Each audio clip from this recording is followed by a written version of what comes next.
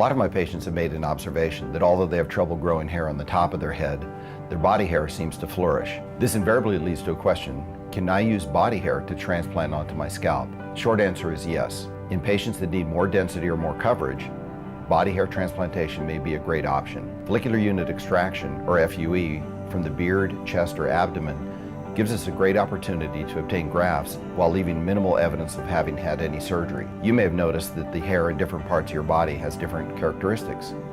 We're very careful during the placement of these grafts to give you the most cosmetic and aesthetic results. If you think you might be a candidate for body hair transplantation, give me a call to arrange a consultation.